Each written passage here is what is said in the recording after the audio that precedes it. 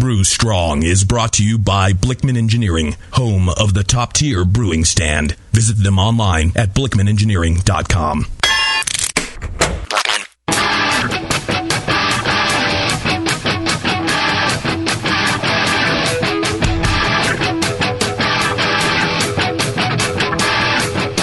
Brewers, it's time for the beer radio you've been looking for.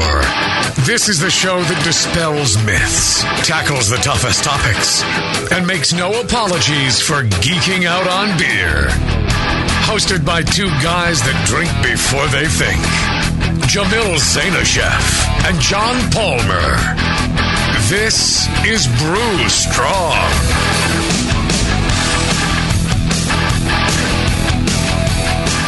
Hey, howdy, hey, my brewing brothers and sisters. Greetings.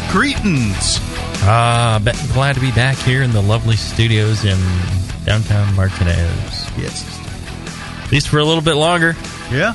They're going to move to the lovely metropolis of Concord. Yes, the big city. The big city, yes. They're going to move up. They're moving on up like the Jeffersons. They're moving on up. Yeah? I think it's high time. High time we moved to, this was a step from the garage was to the bedroom, as the bedroom is to the Martinez. I believe Martinez will be to the Hop Grenade. The streets of Concord, yeah. I think it's going to be that big a change, that massive and special. It will be, and it remains to be seen. But what do you think will the single biggest upgrade? Was it the garage to the bedroom? I know this will be big, but the garage to the bedroom was pretty damn huge. It was big, right? Oh yeah. I don't think you can top that. I don't know. Get something where my balls aren't sticking to something, and I'm pretty happy. For the first time in your life. Yeah. No, the garage was pretty damn sweaty. I'll tell you what. Just get the temperature to be normal. Yeah, that's true. In the Hop Grenade. Yeah, we have a... that would be a massive upgrade. Because in the garage, it was so hot and sticky and nasty. And then it was so freezing cold, it was miserable. Yeah. And then we went to the bedroom, where it was hot and nasty or freezing cold, and it was miserable. And we come to here, where we're constantly playing with the doors and changing things, trying to keep it from being miserable. But ironically, I slept more in the garage than I ever did in the bedroom. And yeah. Well, because in the bedroom, people were trying to take advantage of it. Yeah, that's true. Speaking of Blickman Engineering, our fine sponsor, John Blickman, Blickman Engineering, blickmanengineering.com. With two N's, yes. Two N's, yeah. Check them out. Blickman Engineering, they're always coming up with innovating great new stuff. Yep. What are they coming up with? Do they have something special for NHC? I know you're in the know. Yeah, well, I'm more in the mushroom level myself, but you're in the know. Yeah, last time I talked to them, they're revving up production on the Brew Easy system, which is their all-in-one system. It's kind of like brew in a bag in that you put all the water in and push the button, and it does the brewing for you. Very cool. And that's I am hoping to get me like a couple of barrel Blickman pilot system. Oh, yeah, take down definitely. to Heretic and invite homebrewers to come down and brew on that bad boy, and we'll put the beer on in the tasting room. That'd be good, because it's surprising. I was there a couple months ago. We went around to several of the local micros and nanos, and everybody was using their one barrel system to brew on. Right. Or they added I'm going with the two.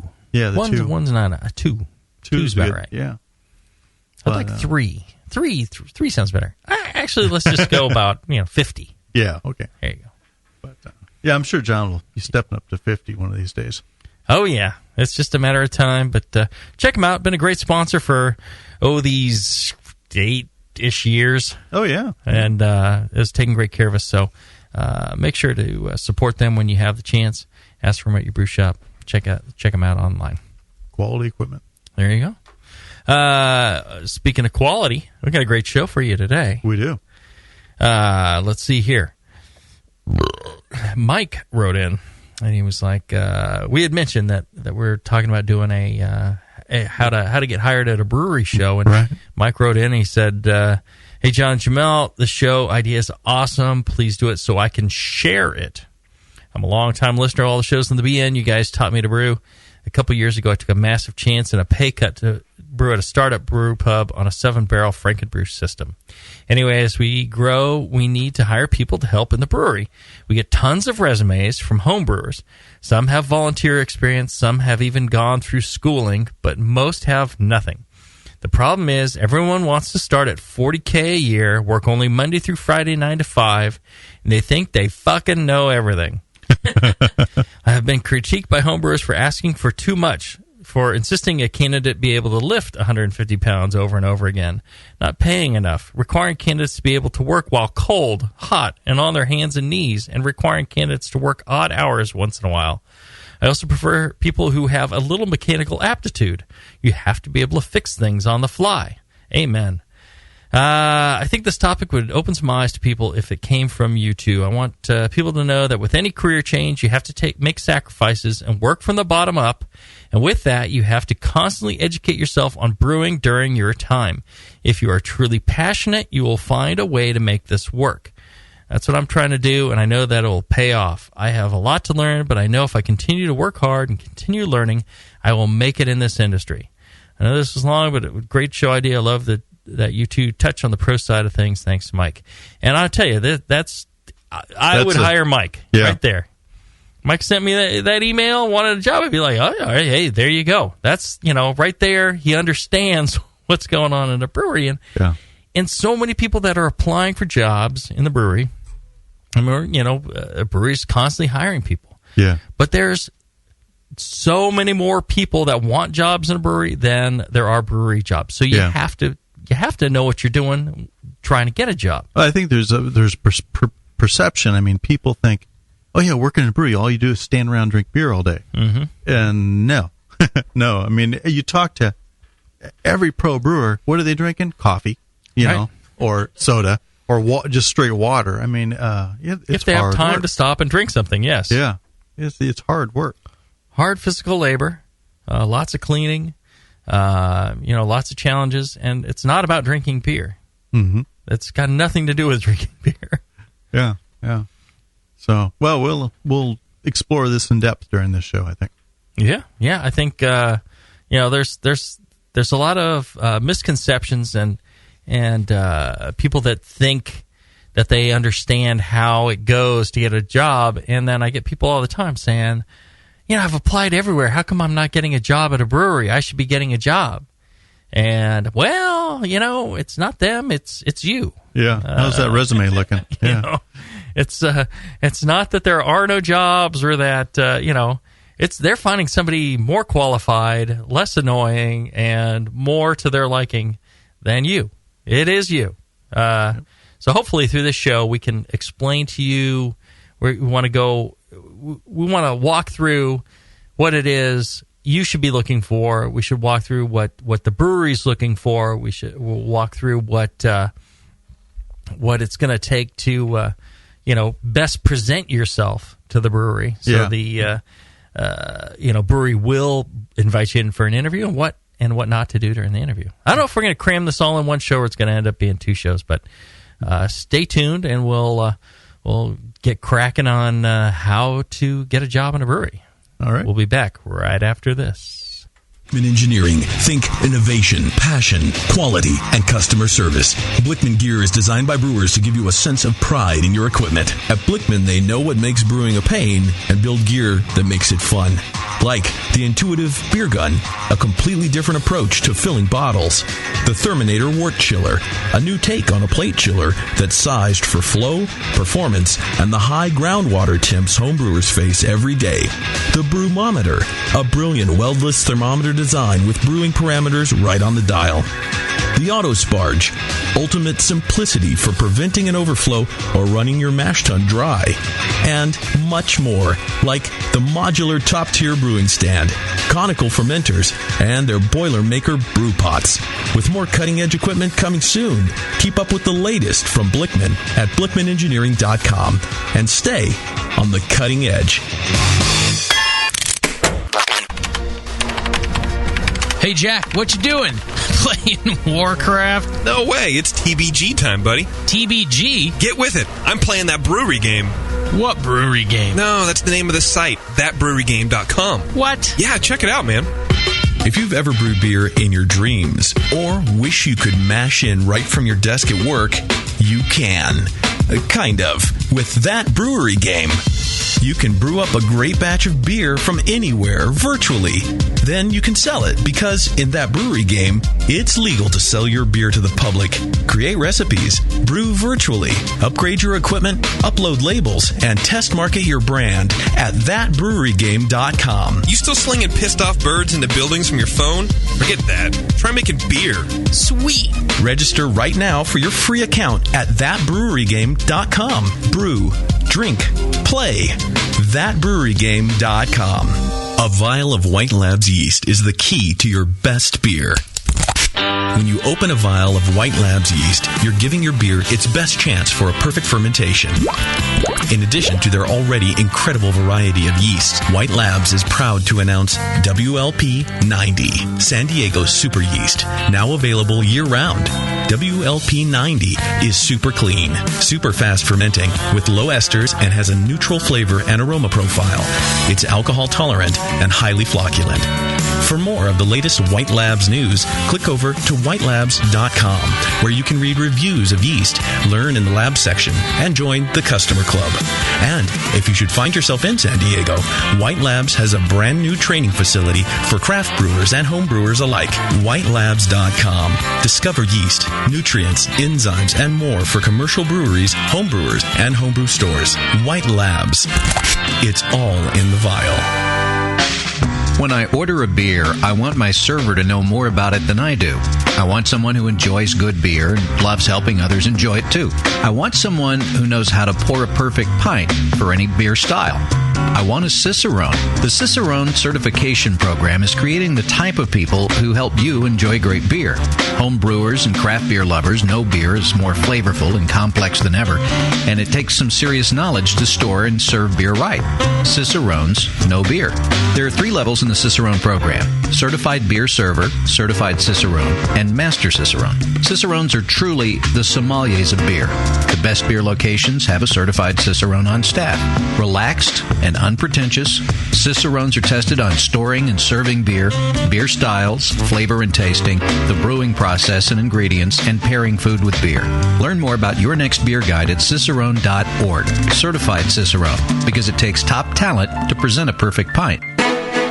Hi, I'm Jason Harris, the proud owner here at Keystone Homebrew Supply. We're thrilled to be entering our 20th year of supplying this great industry, and to show you, the Brewing Network Army, how much we appreciate your support, we're offering you 10% off your first order on our website, KeystoneHomebrew.com. Just use coupon code BNARMY at checkout, and I'll get your order out the same day. My goal at Keystone Homebrew Supply has always been to have a complete supply of everything a brewer could want. When you place your order online or when you come into our store, it's our goal to have everything on your list and more. One aspect of KeystoneHomebrew.com that we're really excited about is the ability to fulfill customers' exact grain bills. Do you hate to wait? Keystone Homebrew Supply can get your precious yeast and hops to you within just one day if you live between Connecticut and Virginia, and within 2 days east of the Mississippi. KeystoneHomebrew.com. Coupon code BNARMY. I'm Jason Harris, and I approve this message.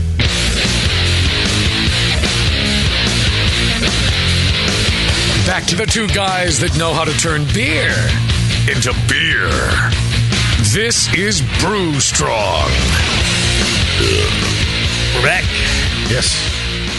Talking about getting a job. Job in a brewery. Yes. Yeah. Be a little more specific here, John. Okay. Well, I mean, I frequently find myself telling people, go get a job. But I don't specify the brewery part. This is how you yell at your children. Go get a job, damn it. Dad, I'm 5. It's like and then he's like, when I was 5, I was writing books on how to brew. You lazy, shiftless little bastard. And they're still selling today. Yeah. I was on version 3 by the time I was your age. And I had potty trained myself. Version. Okay. Yeah.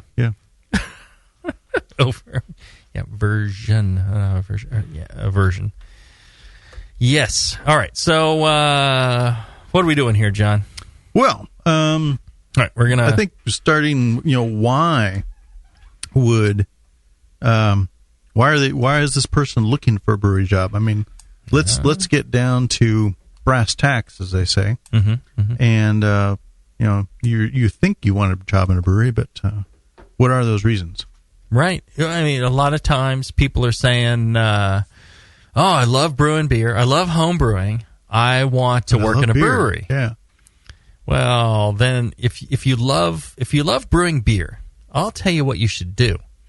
You should be a home brewer, because then it's all about brewing beer, and then you can have a regular job that actually pays good money, right, and gives you time off to do things like brewing beer. Yeah.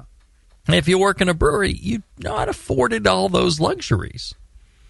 Very true. I mean, sometimes you get free beer as a part of your compensation, but it's more a lot of work. If you brew your own beer as a home brewer, then you've got lots of beer to drink, as much as you want. Whereas in the brewery, we're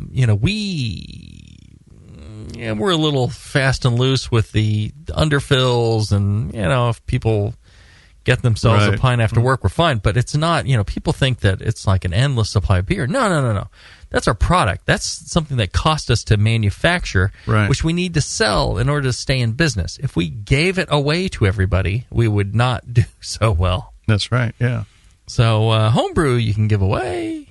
Commercial beer, not so much. Yeah. I remember you telling me, first 3 months you guys were in business, I mean, beer festivals would come up, and they're going, they want us to donate beer. It's like, I'm not making any money. This is kind of difficult. Right. And the worst thing is, not only do they ask for beer, but some of them ask for money and then the beer. Yeah. Like, if you want to participate, tell you what, you give us $450, and what we'll do is allow you to participate and give us beer to pour at these things. We're just like, oh, please, get away from us. Yeah. I mean, it's already bad enough with a lot of supposed, I'm getting off on a tangent here, but a lot of supposed festivals that are working for a nonprofit. Please. It's like a few $100 to go to the nonprofit, all the rest going in some dude's pocket. Jamil is feverishly doing the quote thing with his fingers as he's speaking, by the way. Yeah. Well, I was just exercising. I just, I'm just stunned at that. So, so what are good reasons for wanting to work in a brewery? Well, I think if you're, a masochist. A masochist, yeah. No, there's industries you realize anything you do, it's hard work. Any job you have, anywhere to earn money, to earn a living, it's hard work, and there's a lot of stuff that you have to do that you don't like. There's a lot of effort that you have to put in, and time you got to put in, and miserable pay and all that. But you need a job, and if that job is also something you enjoy the industry. Yeah. Not necessarily making beer, but making beer is 20%. The other 80% is all the business part of it. It's working with suppliers and distributors. It's working with trucking companies. It's fixing broken equipment. It's working with the customers and tap room. It's festivals. It's all that. Working with government agencies. It's doing lots of spreadsheets. It's all that stuff. So it's a lot of miserable stuff that you don't want to do. But there is a little bit of brewing, and if you love the beer idea of working in the beer industry, then perhaps, and you're willing to be miserable while you're doing it, then perhaps it could be for you. Yeah, it's pride of participation and ownership of the product. I used to work in the orthodontic industry for one, and orthodontics, making the braces that go on people's teeth. Not a terribly interesting career, you would think, but I did take a lot of satisfaction from it. And when you got a blowjob from a hooker with straight teeth? Oh, yeah. Well, I suppose that would be count. But no, I mean, in terms of designing product, building the product, and completely different way than I thought you were doing. Yes, yeah. Sorry about that. No, I was going to be serious this time. Okay, right. But and if you bring that kind of attitude to working in a brewery where you're excited to be a part of the process of making the beer and selling the beer, and being a part of the industry, then great. Well, and be aware that your part in brewing the beer for the first few years may just be picking orders, scrubbing the floor, cleaning the bathrooms, milling in grain. Yeah. You may have been milling in grain for, a year. I mean, that's your part of the brewing process. And it's not to denigrate any of those steps. That's all critical stuff. It's got to be done to make the brewery run. So it's not like you're doing something worthless. The brewery is paying you to do it because it is important. Yeah. If it wasn't needed to be done, if it wasn't important, the brewery wouldn't pay you. They'd just not do it. Right. That's true. Yeah. So I think if you envision working at a brewery being you brewing beer all the time and drinking beer, don't go into this industry. Even the person who brews the most is not, constantly innovating new recipes and doing stuff like that. Any brewery that is of any size is brewing the same recipes over and over again. Yeah, you got to brew consistently. It's not creative. Right. And it's that pale ale, that IPA that you brew every week or multiple times a week. Yeah. And you make lots of it because that's the main seller. And then every once in a while, you get to do something a little bit different. Yeah. But that's if you're lucky. You're constantly, what we're producing now, we produce 120 barrels of Twin, 120 barrels of Cousin. Then we knock out a bunch of porter and chocolate hazelnut porter, and then we brew 120 barrels of Twin, 120 barrels of Cousin. We knock out, 60 barrels of porter, 60 barrels of chocolate hazelnut porter, 120 barrels. That's what it is. It's the same thing over and over again. When do we get to brew sour beer? Yeah, absolutely. No problem. We'll just slip that in there. And then I get to take it home when it's done, right? Oh, sure. Whatever we can't... we can't serve to real customers. We'll give it to you. Absolutely. That's what we should do. We should do like the fantasy answer, where we ask the question they're thinking, and you give the answer that they wish they could hear. Right. That they expect they're going to hear. Can I have a party with all my friends at the brewery? Oh, of course. How many can you possibly get down here? The more, the merrier. I don't think we'll run out of beer. They could all just drink right off the fermenters. Yeah. Here, here's the keys. You lock up. Jesus Christ, like you've been listening on my conversations. Oh, yeah. But that's, I think, in a nutshell, where, the perceptions of people. Well, why people have these perceptions. And, I think you kind of gave a good answer as to why people should be looking for a brew job. I really can't give that answer. Yeah. Because I don't know why people would be. I just don't understand having been a home brewer. I was telling you earlier today that I think the ideal job is like a job you have where if you love beer, here's the ideal job. You want to be John Palmer because, one, you get to homebrew, right? Homebrew all you want, make all sorts of homebrew, brew anytime, and then you use that information to go talk about beer, to go drink beer with people, and to write about beer. Yeah, that's the ideal I love beer job right there. And I can, when I travel, I can walk into a brewery and say, "Hi, I'm John Palmer," and they hand me a beer. I mean, it doesn't get much better than that. There you go. Now, if you're just a brewer, you're just like you're one step above a janitor, I think. Well, yeah, that is true. It's good brewing is 75% cleaning, if not more. Well, that's the thing. People don't understand what a brewery's looking for. Yeah. They don't. They think that they're looking for somebody passionate about beer who'd fit in and have just a great palate and I'm quirky and have a great sense of humor. Like no. Yeah. If you've been working at all for any length of time, and it doesn't matter what's the beer industry or any industry, you learn that employers are looking for people to perform a job, a task, and perform it consistently and reliably and timely. I mean, and it's the same in the brewing business. I mean, this is a business, as you well know now, and we've talked about on the show several times. I mean, it's got a low or a small profit margin, and you've got to be smart about that every step of the way. Absolutely. Like you're saying, you're looking for somebody to fill a role, somebody who'll be stable, somebody who's because here's the thing: a brewery is investing in their employees. Any company is investing in their employees. They hire somebody because they think that they could be great at what the position of need they have. Yeah. And either they already are great and you expect them to continue to be great and you're going to pay them more, or they're rough, raw, like the people we're talking about here. Right.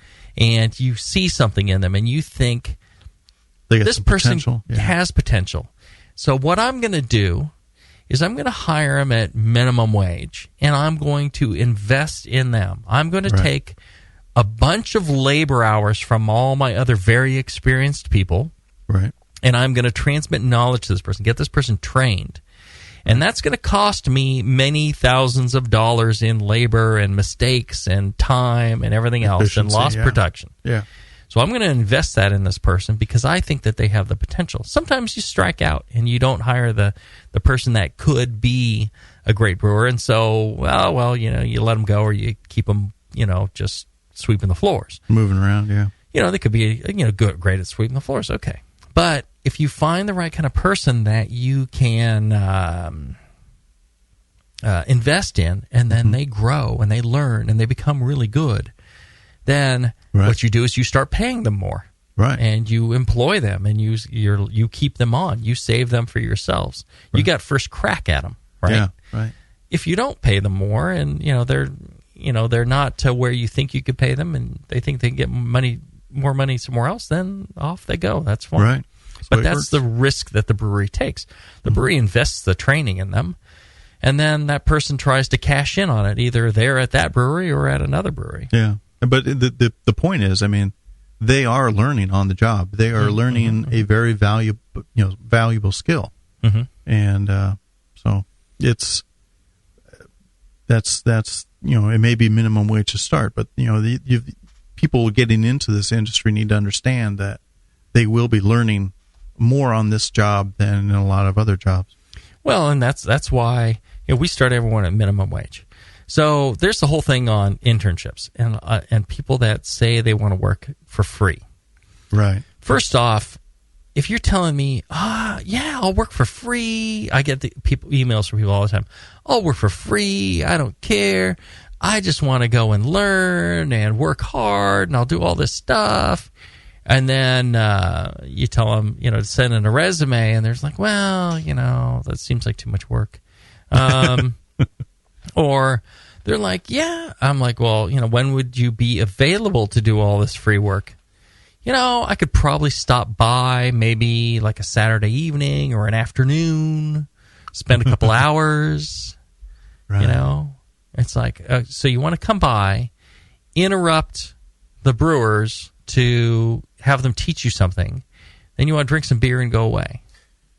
Not going to work. If you're looking at, first off, I don't think people should be employed for free.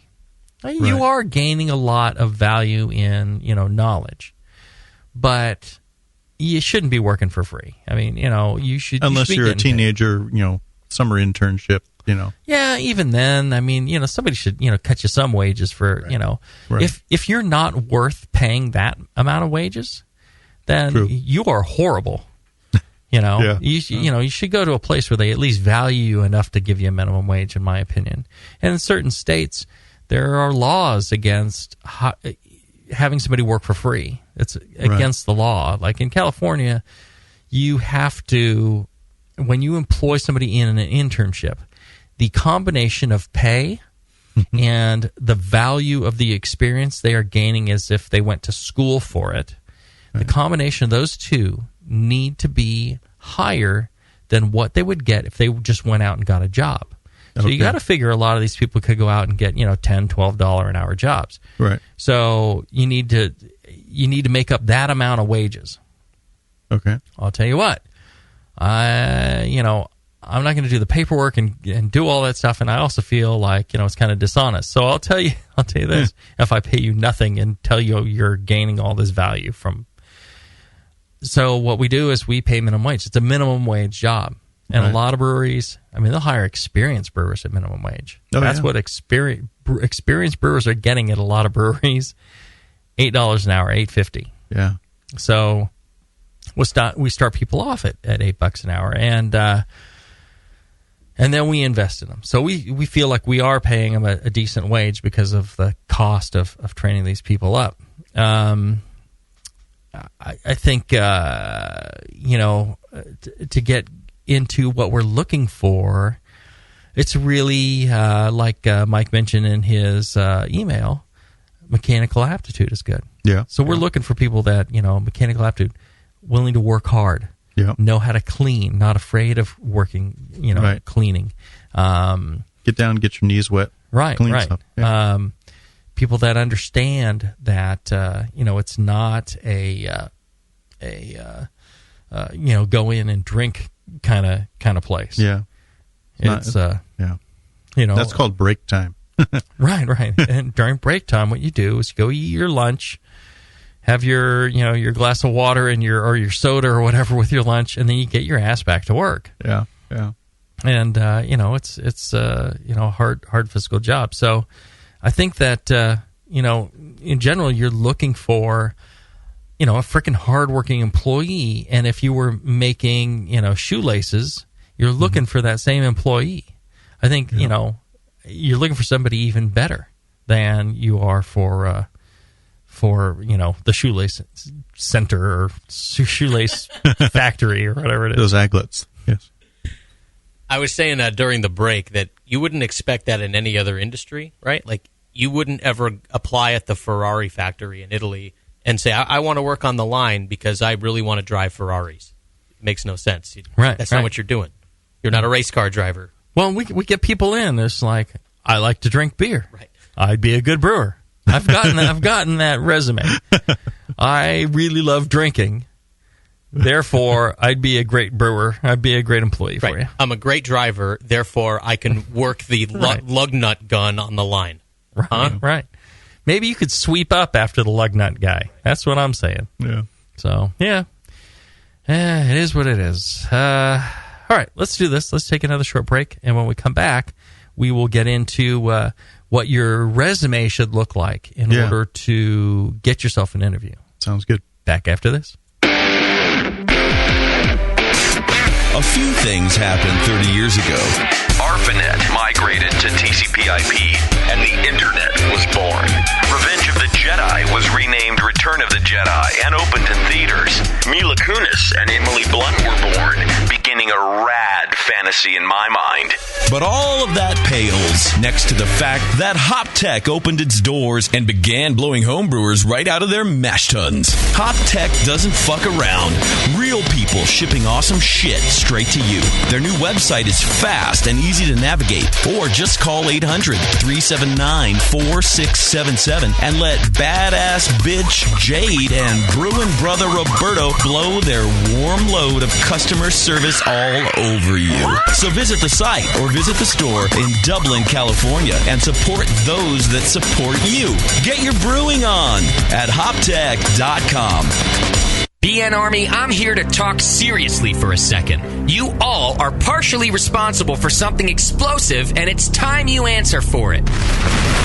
Moonlight Meadery is exploding. Yeah, exploding across the country. Wait, they just landed in Australia with insane quality meads. With nearly 70 different varieties of mead on the market, Moonlight Meadery has blown up the mead category and completely reinvented it. Seriously? What? Seriously? What? You're paying money for that watered-down mead when you could have a Moonlight mead? Moonlight meads explode with quality and flavor. They're a party in a bottle. Did someone say party? If you want mead and want the best, you want meads from Moonlight Meadery and will accept nothing less. Be a part of the BN Mead explosion and ask for, no, demand Moonlight Meads at your favorite bottle shop. Moonlight Meads. Girly names, manly meads. Hey, sign me up for that party. Nico, listen, our lawyers said that we had to do this for 1 hour, and after this, we don't have to talk to each other for 3 more months to the next meeting. Kids, come on, let's get out of here. I'm supposed to have more lines. I'm the professional. Hey, it's Sully. And I'm Nico. And we opened the 21st Amendment 9 years ago at 563 2nd Street in San Francisco, just 2 blocks from Giants Park, to make great beer and have a great time doing it. That's right, because to us, the 21st Amendment is more than just the right to make beer. It's the right to experiment, to be innovative, and just do things differently. And so now, we're putting our craft beer in cans.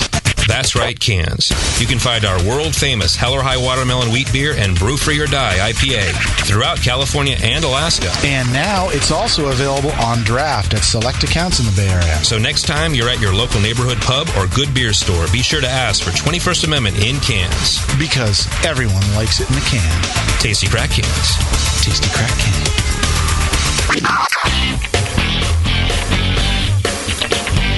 Williams Brewing announces their first customer recipe issue since 1991.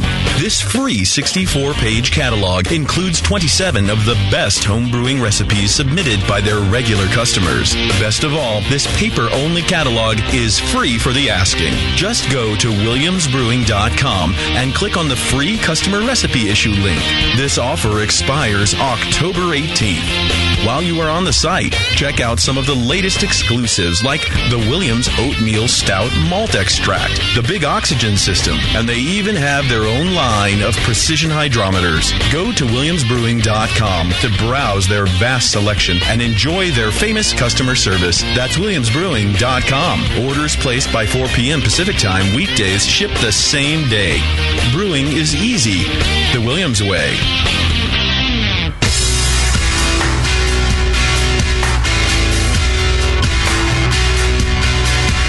Like the Lance Armstrong of the beer world. Except for that nut thing. This is Brew Strong. All right, we're back. Yeah. I just love doing these shows. Just thinking about how great a time I'm having. Yeah. Oh, we've gotten some fun emails too on this topic. Yeah. And, a lot of people writing in on how to get a job at a brewery and stuff. Mm-hmm, and this one's kind of good. It's a good lead into what we're going to talk about next. I'll paraphrase a little bit, but this guy wrote in and said, "I'm in the process of making a career change and looking for work in the brewery in any capacity, but aspire to brew. I've won a silver and light hybrid for a Kolsch and some honorable mentions and some other competitions. I've been trolling the Help Wanted forum at probeer.com as well as visiting local breweries, but have not had much success. It seems that everyone wants previous industry experience or a brewing degree, which I have neither." So he goes on to outline his resume that he sent in, but it's a good lead in. What are breweries looking for on a resume to for them to be interested and bring in somebody for an interview? Well, and here's the thing, and kind of a sense I get from something like that is, hey, I'm a great brewer. I know what I'm doing. I want to be your brewer. I won some awards. My shit don't stink. I know everything. You should give me a chance. I'd be a great brewer because... Yeah, I'd be your brewmaster. Right, and... somebody like that would probably be dead inside of a week in our brewery, because they'd open the wrong valve and, get their head crushed. Yeah. They'd be boiled to death. Who knows? And that's the thing that I think a lot of people don't understand. And I think, I always wondered why there's quite a few pro brewers who dislike home brewers. Oh, yeah. Yeah. I still don't understand that 100%, but I think part of it has to do with, well, they believe they know everything, and, they don't really realize what the job is like and the things that the job requires. Yeah. And they think that, they could be great just by, coming in because they've brewed some homebrew. So you need to be very careful about that on your resume and on your cover letter. You need to show that you are interested in learning, that you have learned a little bit as a home brewer, and that you I would go, let's say you've been homebrewing for a few years. Right. You know the basics now. Right. It's like, and what you should say from that on your resume is, homebrewer for a few years. I feel like I've learned the basics well. Mm-hmm. I know I have a lot to learn. Right. Then it sounds a lot better. It's like, okay, well, here's somebody who understands that they've just scratched the surface. There's so much more to learn, in brewing, and so much more to do in brewing than, making some home brews. And if you want some medals, that's great. Just, I would kind of put it in different terms as to, I'm an experienced homebrewer. Well, and even then, it's like, I've been homebrewing X number of years. Let the brewery decide how experienced you are. Okay. Because that might be different brewery to brewery. Sure. And, again, they may not value it as highly at one place or another. But say, hey, I've been homebrewing, so I've learned the basics of, all grain for a couple of years. I've learned the basics of all grain brewing. Right. That's great. I don't have to teach you about, conversion and things like that. Right. And in order to get better feedback on my beers, I've been entering them into competition. I've had some, good results, XYZ. Sure. Yeah. But I know that my beers could be better. I know that, I have a lot more to learn. I know that, there are different challenges in or just commercial say, brewing. I'm interested in learning to brew on a commercial scale. Yes. Well, yeah, but even then, I'd be very careful. I'd use the challenges of brewing on a commercial scale. I wouldn't say, I'm interested in learning, like, I already know this. Throw me the other pieces of information, I'm done. It's like, no, the challenges of it. Okay. You got to do a little kiss ass to whoever you're getting a job from. Doesn't matter where you're going. Yeah. Right? If you think you know everything, the person that's hiring you, if you express to the person that's hiring you that you think they know more than them and that you have nothing to learn from them, right, then there's no reason for that person to hire you. Right? Yeah. That's the same in engineering too. I mean, you graduate with your degree and you're going for that first engineering job. It's clearly you have more to learn from this company you're going to try to work for. It's the same situation where they're looking for somebody that is willing to listen, take direction, and do the job that they're going to be hiring them to do. Right. Not, saying, hey, I'm going to be designing airplanes, or I'm going to be doing this and that, doing my thing. You can design the toilet paper holder on the airplane, maybe. Yeah. It's, this is, the job at a brewery is to perform a task and perform it well, not to brew your beers. It's to brew their beers, as what the case may be. Right. And, a wise, manager or a wise person hiring people is going to try and hire somebody that is more capable than they are, smarter than they are, right, more able to, do a great job than they can by themselves. Right. They want to hire, when I look to hire somebody, I want somebody that I'm thinking, man, they know stuff that I don't know. They're more energetic. They're smarter. They're better than me. Mm-hmm. That's the person I want to hire. Okay. But I don't want somebody coming in and telling me that they are smarter or better than me. Right. I want somebody with a little bit of humility. So, because I want somebody that believes there's something they could learn from me, and I want to believe there's something I could learn from them. But I want to believe it's a two-way street, that they're learning from me and I'm learning from them, and we're both benefiting and we're both going to do great together. Yeah. Versus, You think you know everything, and you don't. Right. And you're going to be hard to train. And that's the problem a lot of homebrewers run into. It's like, I'm a great homebrewer. I don't know that you can really tell me anything. I actually ran into somebody in New Orleans a long time ago, and I told the story before, that told me he'd been brewing for 10 years, and there was nothing anybody could tell him about brewing, that he knew everything there was possible to know about brewing. Wow. I'm like, really? Okay. Yeah, that's interesting. I don't think that there's any really great brewers who would ever tell you that. That's right. I don't think there's a single one that would tell you that. No. And so I was like, this guy's a total idiot. And if somebody comes in and tells me they know everything about brewing, there's no way I would hire him. Absolutely not. You know, if you believe you know so much about brewing that you don't need to go to UC Davis or Siebel Institute or American, Brewers Guild or any of that, you're not going to get hired. Right. Go away.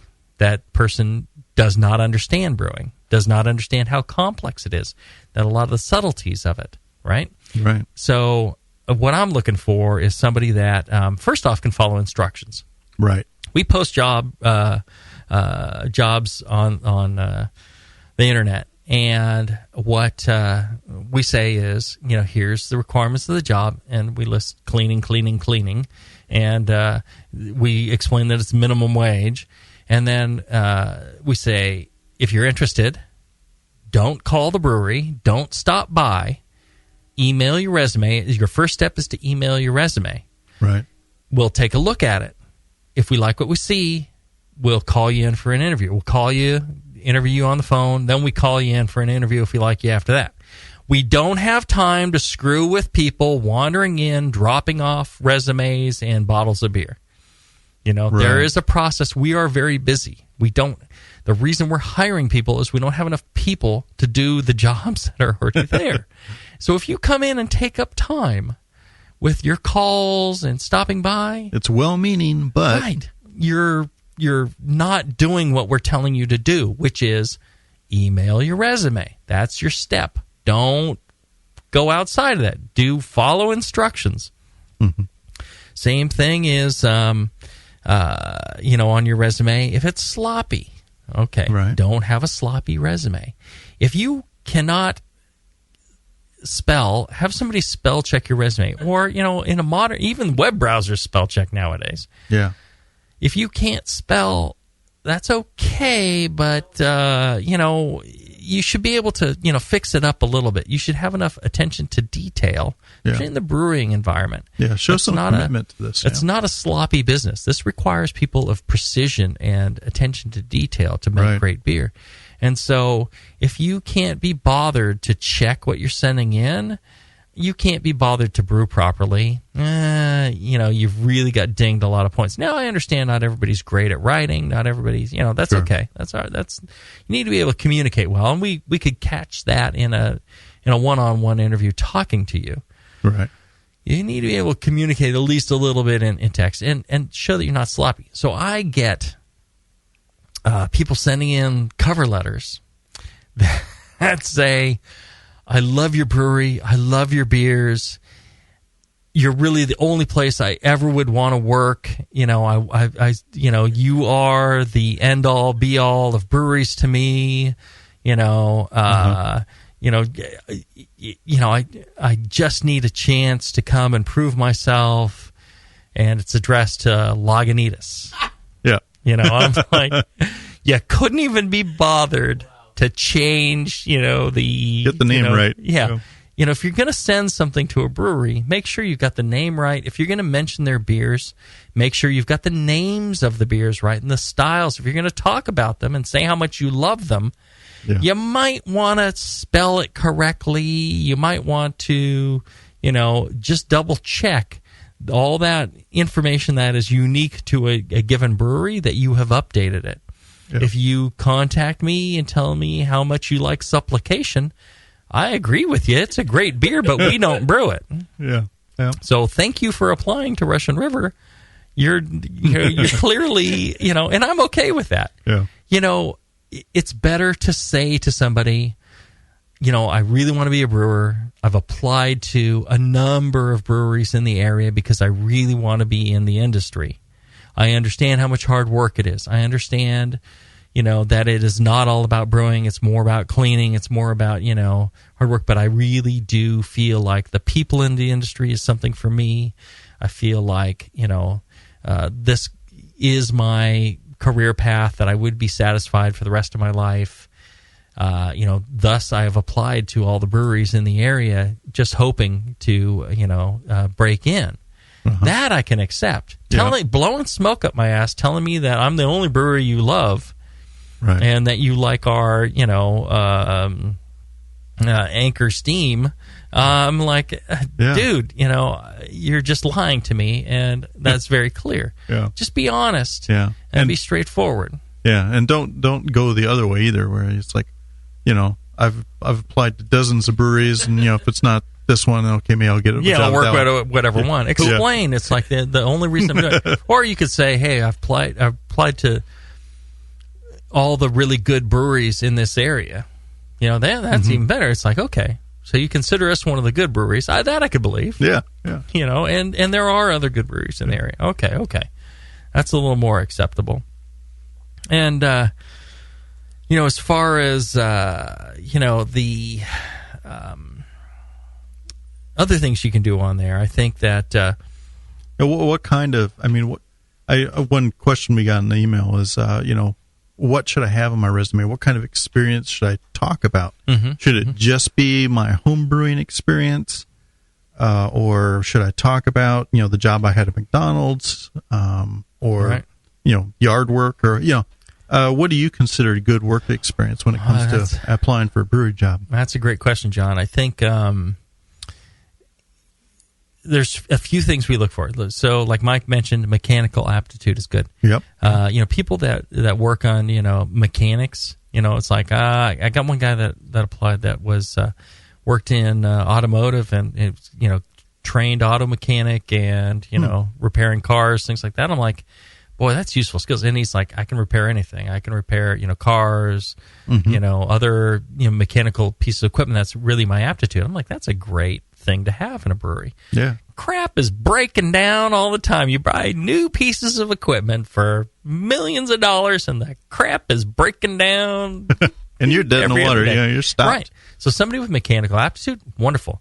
If you can welding, yeah, put it on your resume. It's like, and people say, I've taken I got one person that applied who worked on the Bay Bridge, welding on the Bay Bridge. I'm like, great, nice, nice. That's a certified welder.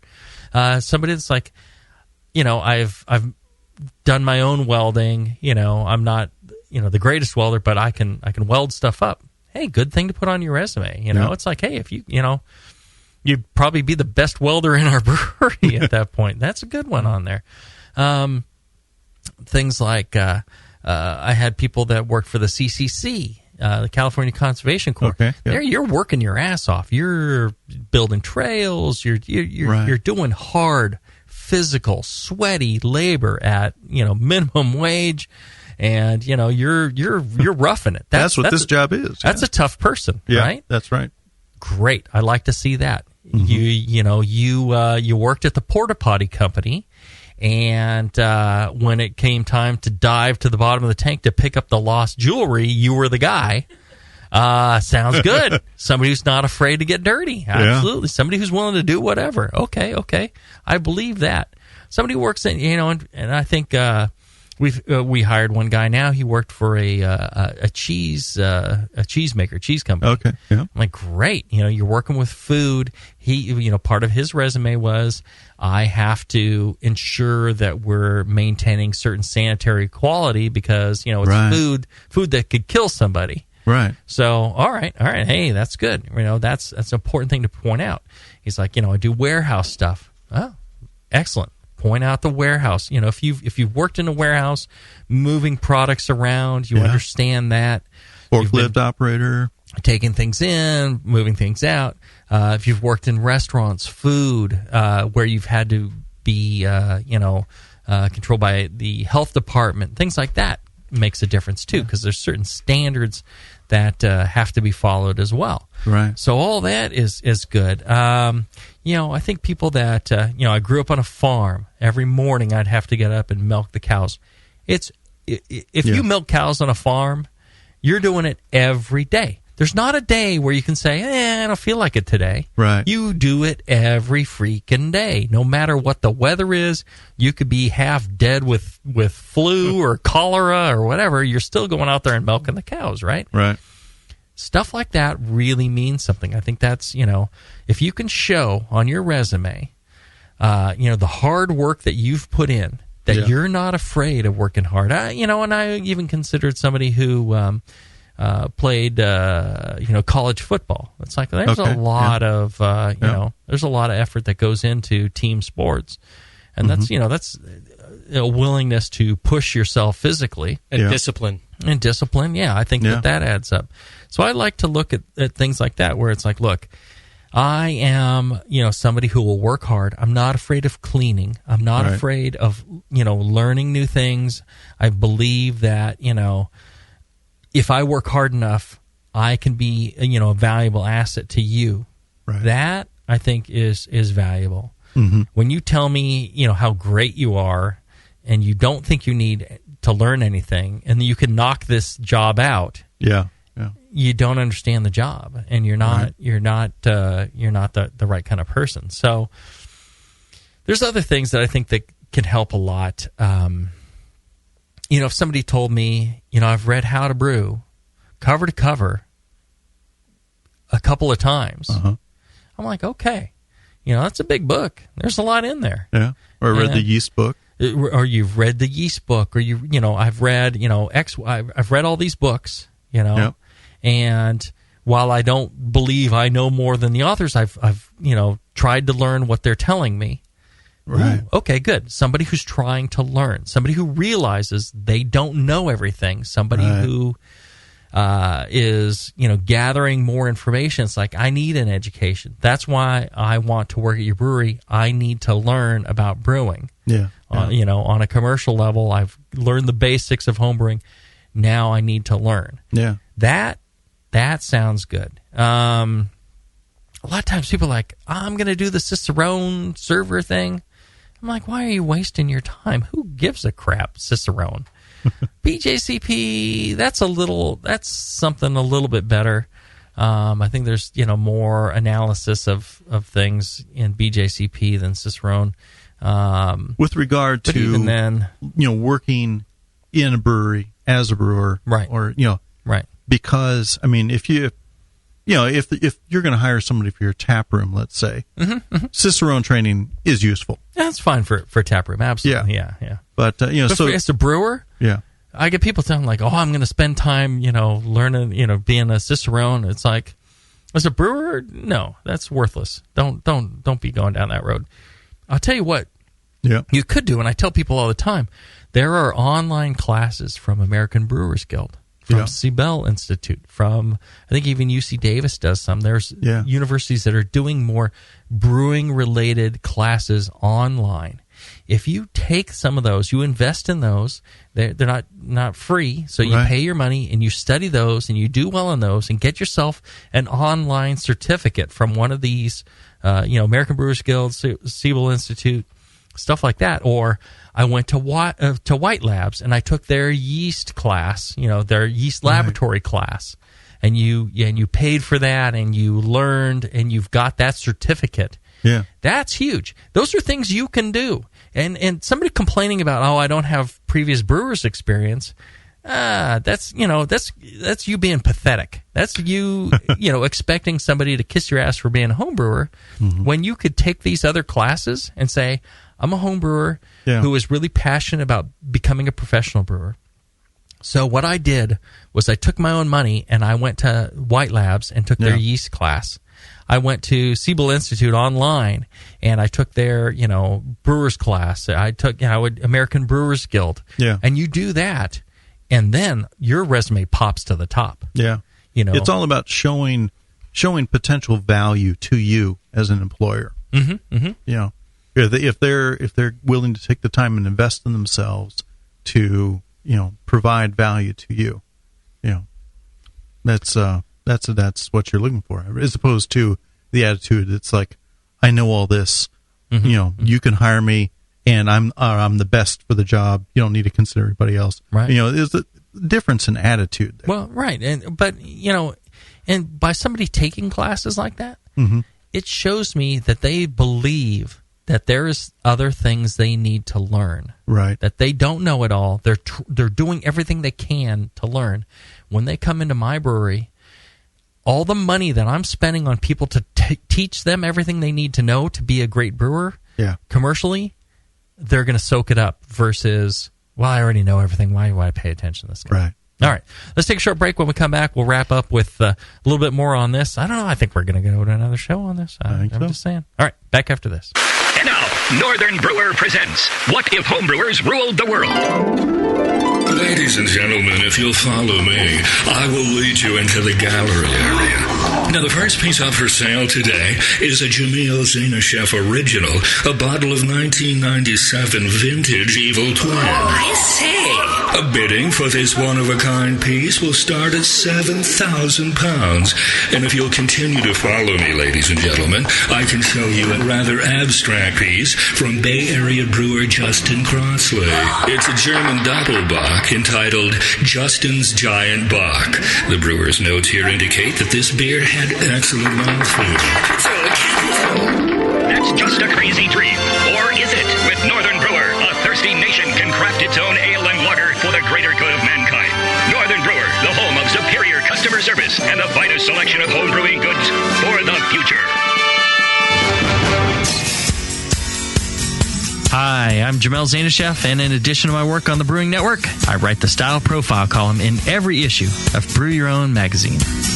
Hi, I'm Sean Paxton, and when I'm not prepping for the Homebrewed Chef on the Brewing Network, you can find me writing articles on how to cook with your homebrew for Brew Your Own magazine. Greetings, cretins. This is John Palmer, and when I'm not writing for Brew Your Own, I'm reading it. John Palmer, Sean Paxton, Jamil Zainashev.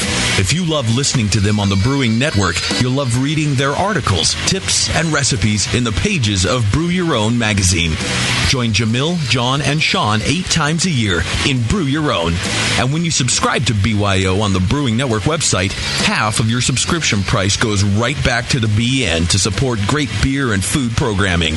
So sign up for Brew Your Own magazine through the BN website today so you can listen and read your way to better homebrew. That's it. I've had it. I am never putting hops in my beer again. What? Why? It's just too ridiculous. Insane prices, stupid contracts, high shipping costs, crappy selection. Dude, you need Nico Brew. Nico Brew will rock your f***ing face right the f*** off your f***ing skull. $5 shipping to all 50 states. Plus fantastic international rates get you low prices on Nico Brew's great selection of hops and more. Whether you're a home brewer, a pro brewer, or a homebrew shop owner, Nico Brew can get you the hops you need in increments big and small, single orders, spot buys, or full contracts. And there's only one place to join the uber special secret elite bare bones club where you'll get the best deals anywhere. Holy shit! NicoBrew.com. NIKOBREW. Nico Brew, your bare bones buddy in the brewing business.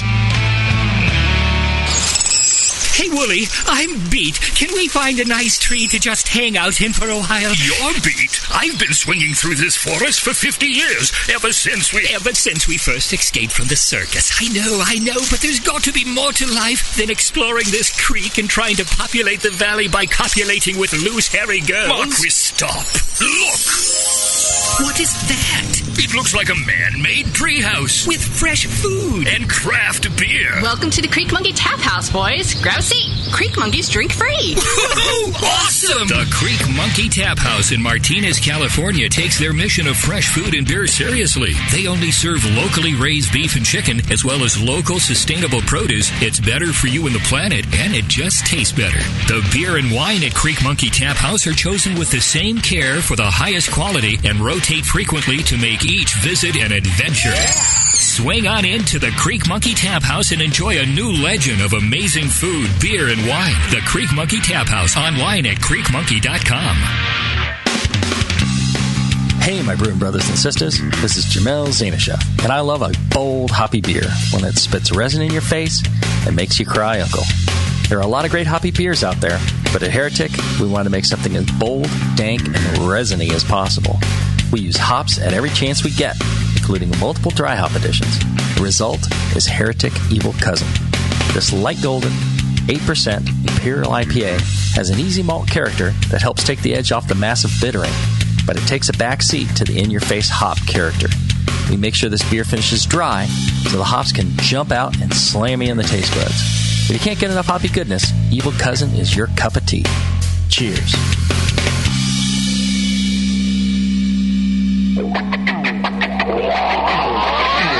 Back to the beer guys that make other beer guys look like wine guys. Brew Strong.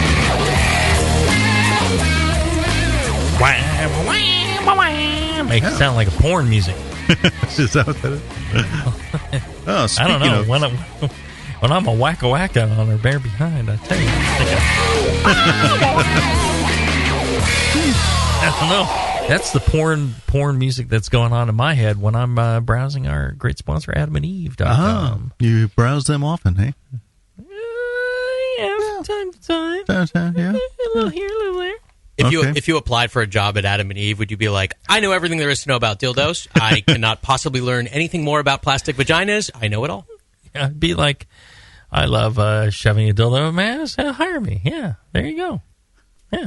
And they'd be like, sorry, we're looking for someone who's open and willing to learn. Somebody who knows web development, shipping, marketing, handling of distribution, shipping. But I really like jacking fulfillment. off, though. I really like to beat off. Yeah, I really love, spanking it to porn all day. Why wouldn't you hire me? I really know everything about jacking off. I just don't understand. Right. No, and I also misspelled Adam and Eve on my application. right. Bob's House of Dildos. You're the greatest place that I've ever tried to apply to. I only want to work for you. Yeah. There you go. Well, I'll tell you, Adam and Eve, AdamandEve.com.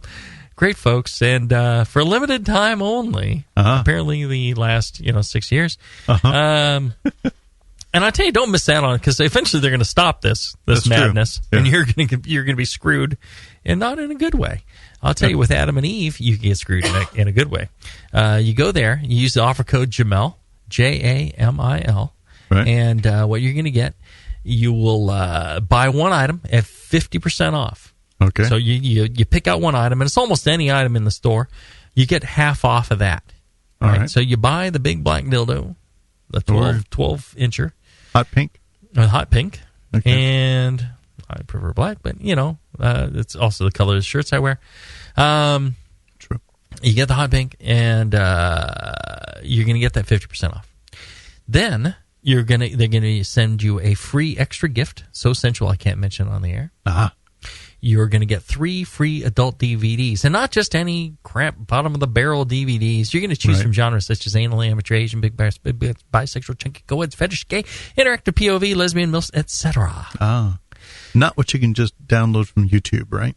Something more. No, and these are DVDs, so your ISP isn't watching what porn you're watching, so you can actually have this in the privacy of your own home. That's the beauty of DVDs, and then, all the pause, all that good stuff, frame by frame that you can do, so you can see it flying through the air before it hits her in the red eye.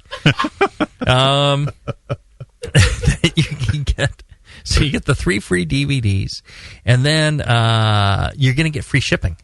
So I'm telling you, the only money you're parting with is half off of one item. Yeah. All this other stuff's free. And you get the free DVD, 3 free DVDs, you get the free extra gift, and you get free shipping. So you can't beat it. You can even do it from your mobile phone, AdamandEve.com. Check them out. Great sponsors. Been with us a long time. Real reliable. Apparently you guys are buying lots of sexual stuff there. And, hey, whether you're, whatever your situation, whether you're by yourself or you're same sex or in between sexes or, married and happy and, heterosexual, that's all fine. You go there, you're going to find something like we were talking earlier.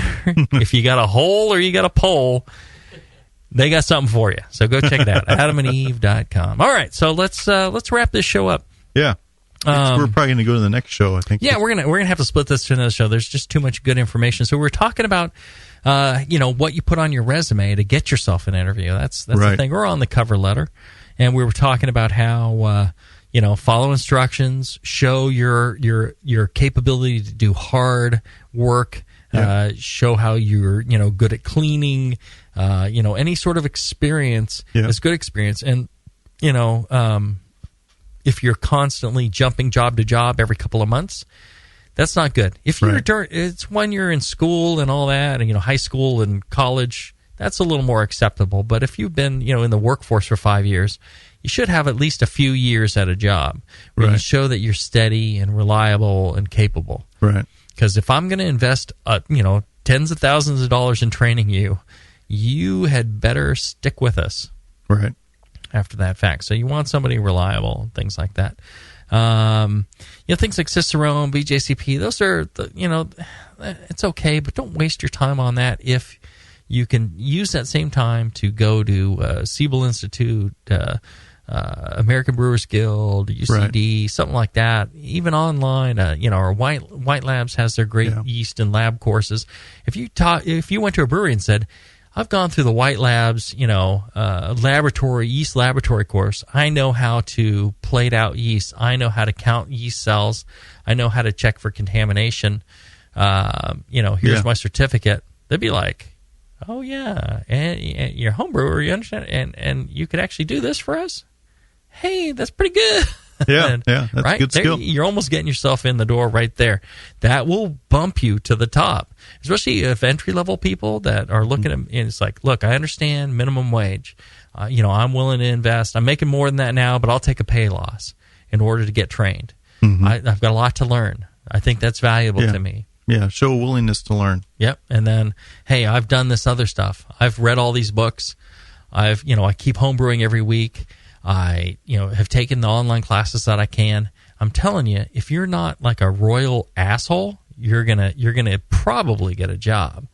So there's lots of things happening out there. All right, let's do this. Let's wrap this show up. Yep. See you on the next one. Let's move on to the next one. Let's pay our parking meters. Let's get some beer in here. Let's do all that other stuff. If you're listening to the podcast, well, you got another couple of weeks to catch the next show. If you listen live, stay tuned. Stay tuned. And in the meantime, go to the Brewing Network store, brewingnetwork.com/store. Lots of goodies in there. If you buy those goodies, it goes to the bottom line of the Brewing Network. Helps us keep shows like this going on the air. And you want that to happen, don't you? That's right. So check out our fine sponsors, BlickmanEngineering.com. Tell them how much you love us, because he pays a chunk of change to keep us on the air as well. So that's right. Eventually, he's going to pay attention to what's going on, and then we're all in trouble. Yeah. So make sure you tell John Blickman how much you love us. Until then, brew strong, everybody. Brew strong.